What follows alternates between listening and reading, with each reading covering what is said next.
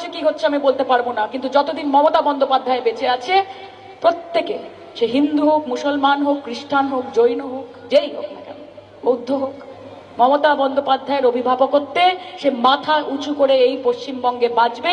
क्योंकि सभी का खून शामिल है यहाँ की मिट्टी में, किसी के बाप का हिंदुस्तान नहीं, किसी के बाप का हिंदुस्तान नहीं है। আর হুজুরকে এই মঞ্চ থেকে আজকে বলে যাচ্ছি যে সায়নী ঘোষ ভাঙড়ের মানুষের আশীর্বাদ নিয়ে তাদের ভোটে জিতে মাথা উঁচু করে পার্লামেন্টে দাঁড়িয়ে কথা বলে, রাত্রির 2:30টার সময় প্রধানমন্ত্রী এবং স্বরাষ্ট্রমন্ত্রীর চোখে চোখ রেখে হুঙ্কার দিয়ে কথা বলে, আপনি কি জিনিস আছেন?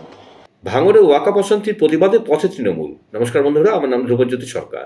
ওয়াকআপ বিক্ষোভে ভাঙড়ে 14ই এপ্রিল সোনপুর বাজারে পুলিশের গাড়িতে ভাঙচুর করা হয়, পরপর বাইকে আগুন ধরিয়ে দেওয়া হয়। তারই প্রতিবাদে কাঠারিয়া থেকে সোনপুর চলো ডাক দিয়ে ভাঙড়ে শান্তির দাবিতে পথে নেমেছেন সাংসদ সায়নী ঘোষ ও বিধায়ক শওকত মোল্লা। মিছিল থেকেই ভাঙড়ে অশান্তির জন্য নওশাদ সিদ্দিকী ও তার দল আইএসএফকে আক্রমণ করেছেন সায়নী ঘোষ ও শওকত মোল্লারা। তারা বলেছেন, মুখ্যমন্ত্রী মমতা বন্দ্যোপাধ্যায় যখন বারবার করে বলছেন ওয়াকআপ আইন এই রাজ্যে কার্যকর হবে না, তারপরেও আইএসএফ অশান্তি করছে। মুর্শিদাবাদ নিয়ে সায়নী ঘোষ বলেন, মুর্শিদাবাদে বিজেপি পরিকল্পনা করে হিংসা ছড়াচ্ছে। এরই প্রতিবাদে পথে নেমেছে তৃণমূল। বিরোধিতা সংসদে আমরা করেছি, আইনি লড়াই আমরা লড়ছি। আমাদের মুখ্যমন্ত্রী নিজে বলেছে যে সকল মুসলমান ভাইদের প্রতি, সকল মুসলমান মা বোনেদের প্রতি আমাদের সহমর্মিতা আছে, আমরা তাদের পাশে আছি। আর যেখানে যাই হয়ে যাক না কেন, পশ্চিমবঙ্গে ওয়াকআপ আইন কোনোভাবে লাগু হবে না। আমরা লড়াই করেছি, আমরা লড়াই আগামী দিনেও চালিয়ে রাখবো। হুজুর বলছে যে সায়নী ঘোষকে বলো, জিজ্ঞেস করো, ভাঙড়ের মানুষকে বলবো সায়নী ঘোষকে জিজ্ঞেস করুন যে উনি সংসদে গিয়ে কি করছেন।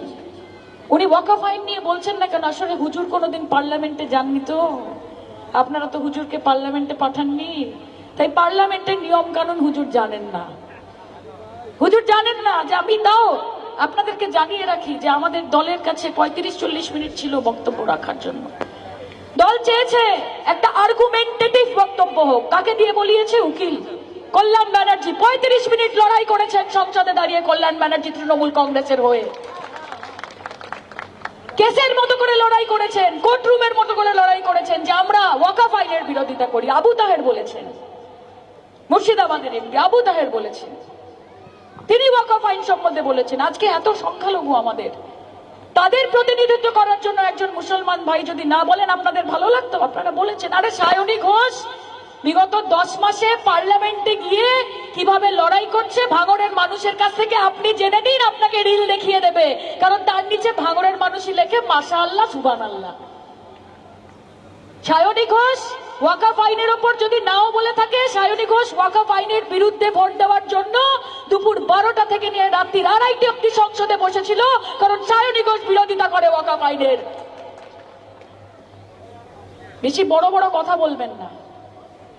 আইএসএফ এখন বিজেপি সব ভিটিম হয়ে গেছে, সব জিততে তো পারবো না, অশান্তি সৃষ্টি করতে হবে, মমতা বন্দ্যোপাধ্যায়ের নামে কুৎসা অপপ্রচার ছড়াতে হবে। আপনাদের একটাই কথা বলে রাখবো যে এইসবে দিদি ভয় পান না। অনেক আরজিকর, অনেক সন্দেশখালী, অনেক কিছু আমরা দেখেছি।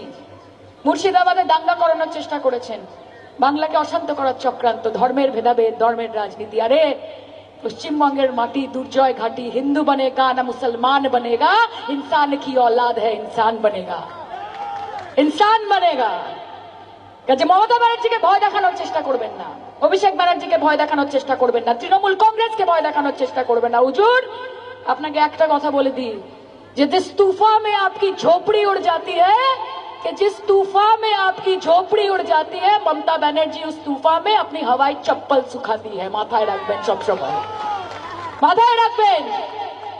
আর আমরা তার সৈনিক, আমরা প্রত্যেকে তার সৈনিক। সরকারদার জন্য একটা জোরে হাততালি দিন। একজন মানুষ দিন রাত যেভাবে ভাঙড়কে সুসংগঠিত করার জন্য, ভাঙড়কে শান্তিপূর্ণতা যাতে বজায় রাখে, সেটার জন্য যেন আপনাদের কাজ হয়, আপনাদের উন্নয়ন হয়, সেটার জন্য দিন রাত এক করে খাটছেন। নিজের বিধানসভাকে সঙ্গে রেখে ভাঙড়কে যেভাবে সময় দিচ্ছেন, আমি কৃতজ্ঞ সরকারদার কাছে।